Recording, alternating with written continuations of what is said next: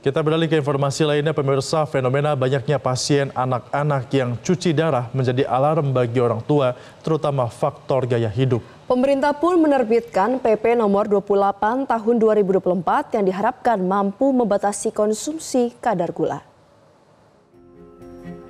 Fenomena pasien cuci darah di kalangan bocil yang mengalami gagal ginjal menjadi momok mengkhawatirkan di kalangan orang tua. Para anak-anak ini sudah harus bolak-balik ke rumah sakit besar untuk dilakukan hemodialisis atau cuci darah rutin. Kementerian Kesehatan mengklaim bahwa tidak ada lonjakan kasus anak cuci darah. Namun tetap saja hal ini memprihatinkan lantaran mereka harus menjalani perawatan seumur hidup di usia yang masih sangat muda.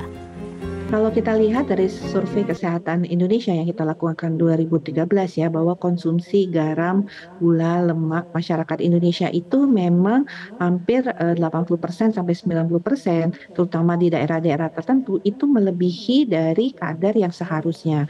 Nah, kita tahu bahwa kalau kemudian konsumsi ini berlebihan dan bahkan sudah dimulai pada usia anak-anak, itu tentunya akan menimbulkan faktor resiko. Kita tahu garam, gula, dan lemak ini merupakan faktor resiko dari penyakit tidak menular. Nah, kalau kita lihat ya secara umum kasus gagal ginjal pada anak itu memang ada, tapi sebagian besar itu terjadi karena kelainan daripada ginjal yang mungkin terus lama-lama berkembang dan akhirnya menimbulkan ya gejala gagal ginjal akut. Memang kita tahu ya gagal ginjal akut atipikal yang kita sempat ketahui di tahun 2022 itu memang kasus terbanyak karena terjadi jumlah kasus gagal ginjal akut yang meningkat secara tajam.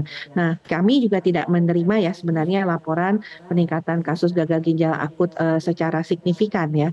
Mungkin pada rumah sakit tertentu terlihat adanya peningkatan kasus tersebut, tapi mungkin karena mereka ini adalah rumah sakit rujukan utama ya, sehingga memang kasus-kasus yang sudah berat atau kasusnya penanganan lanjut itu dirujuk ke rumah sakit ini. Nah, ada sejumlah faktor yang menjadi penyebab anak-anak terkena gagal ginjal atau berkurangnya fungsi ginjal.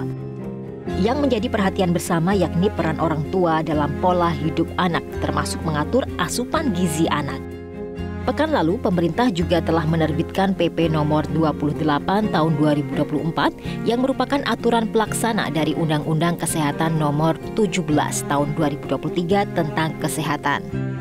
Dalam pasal 194 dan 195 disebutkan bahwa pemerintah pusat bisa menentukan batas maksimal kandungan gula garam dan lemak dalam pangan olahan. Selain itu, produsen maupun distributor juga wajib mencantumkan label gizi, termasuk kandungan gula garam dan lemak dalam produk kemasannya. Jelajahi cara baru mendapatkan informasi. Download Metro TV Extend sekarang.